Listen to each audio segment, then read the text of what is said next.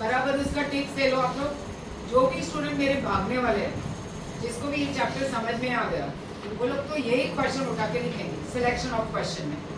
मगर जो स्टूडेंट को ऐसा लगता है मेरे को लेफ्ट और राइट में समझ में नहीं आता है, डायग्राम में समझ में नहीं आता है, आप लोग ये क्वेश्चन को स्किप करो, ये चैप्टर को स्किप करो।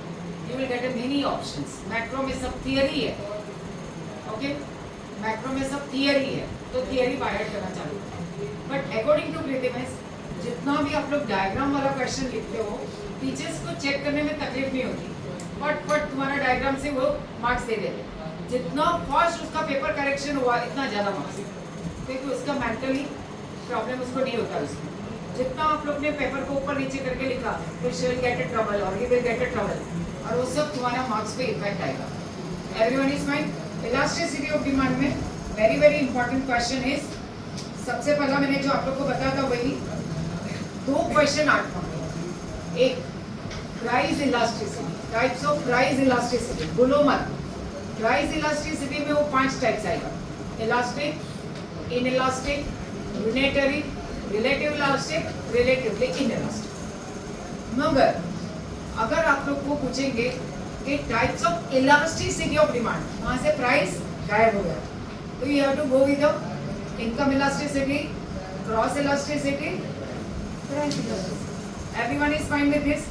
मगर ये 2 में से एक क्वेश्चन एवरी टाइम 8 मार्क्स में एग्जाम में आता ही। Everyone is fine with this. But आप कंफ्यूज होके मत आना। अगर आप कंफ्यूज हो गए तो 8 मार्क का क्वेश्चन ही पावर रहता है, जो टीचर को पता चलता है कि आप कितना भागने वाले हो। Clear up to this. ये चैप्टर में वेरी वेरी इंपॉर्टेंट पार्ट आप लोग को लेना है, that is called measurement of elasticity of demand. जैसे मैंने आपको बताया था 3 मेजरमेंट है, proportionate method, geometric method and total outlay method. ये तीनों 3 अलग अलग 4-4 मार्क में आते हैं। जो भी स्टूडेंट को ये डिफिकल्ट लगता है वो छोड़ सकता है उसको। अगर आप लिख लिया तो चलेगा, अगर नहीं आता है छोड़ सकते हो, ऑप्शन में निकल जाएगा। हमारे इकोनॉमिक्स 50% ऑप्शन रहता है, दैट इज आप लोग को 50%, 5 में से 3 ही क्वेश्चन लिखने होते हैं। आपने जो नहीं प्रिपेयर किया उसको छोड़ दें। Everyone is fine with this, okay. आप लोगों को ये चैप्टर में factors influencing, that is determinants of elasticity of demand, वो भी बहुत बार 4 मार्क में एक क्वेश्चन दे देते हो।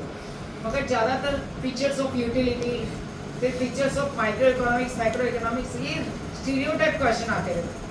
आप लोग वहाँ जाके इतना खुश भी मत हो जाना हो बधु ऑडिट तो भी तुम लोग डूब जाओगे, और ये ब्लैंक हो गया, नहीं, स्टेप बैलेंस करना है इतना। Clear up to this.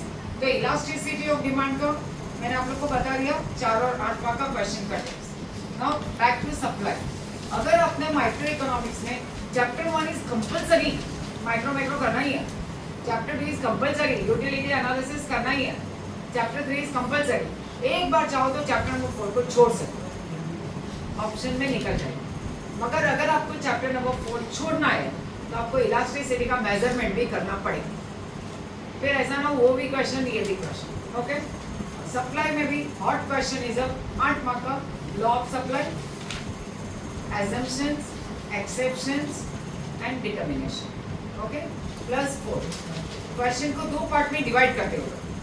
First part कौन सा है, that is called as a law of supply. मैंने आपको 6 स्टेप सिखाए हैं, आपको वो फॉलो करना है। उसके बाद चेंज द पेज, नया पेज पे अगर एक्सेप्शन पूछा है तो assumption का सिर्फ लाइन लिखो, ट्राई कर, बट एक्सेप्शन पूरा लिखो। अगर एक्सेप्शन का आपको पूछा हुआ है assumption का, तो एक्सेप्शन का एकदम लाइन लिखो और assumption को डिटरमिन। 8 मार्क के क्वेश्चन में कंक्लूजन इज कंपलसरी। अगर आप लोग कंक्लूजन नहीं लिखते हो तो यू आर लूजर, 1 मार्क कम देंगे, 8 में से 7 ही मिलेगा। Conclusion is nothing but the summary of your answer, only in 3 lines. भाषण नहीं चाहिए, कंटेंट चाहिए। Everyone is fine with this. तो सप्लाई में आप लोग को एक very very important distinguish between stock and supply, okay, ये वाला क्वेश्चन ज्यादा आता है, ओके। और आप लोग को यहाँ पे इंडिविजुअल सप्लाई, मार्केट सप्लाई एक बार नहीं किया तो चलेगा, वो लोग को प्रैक्टिकल क्वेश्चन में हो जाता है। क्वेश्चन नंबर 4 में आपको टेबल दे देंगे, मैंने आपको मेरे टेस्ट सीरीज के पेपर में दिखाया है, सब प्रैक्टिस दिया हुआ है, सर्टेन नंबर्स आर मिसिंग, आपको उसको ऐड और लेस करके वहाँ पे डालना।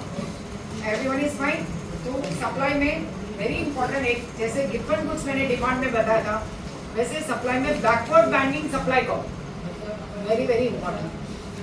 बहुत बार एग्जाम में ये सेपरेट 4 मार्क का क्वेश्चन लेते हैं और आप लोग को उसको अच्छे तरह से, क्योंकि इसमें मीनिंग भी है, टेबल भी है, डायग्राम भी है और डायग्राम एक्सप्लेनेशन भी।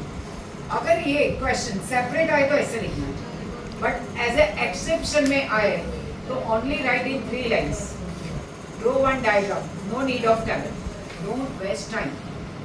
आ रहा है समझ में आप लोग को? अगर मैं शादी में गई हूँ और मैं लड़के की माँ हूँ तो मेरा ड्रेसअप भी मुझे 100% ध्यान देना। मगर मेरा फूफा का उसका शादी है तो मुझे इतना सज के जाने की जरूरत नहीं है। I am not a centre of circle, तो एक्सेप्शन में वो पार्ट हो जाएगा, बट बैकवर्ड बेंडिंग सप्लाई को 4 मार्क में वो मस्ट हो जाएगा। तो you need to be concentrate on that. Everyone is fine.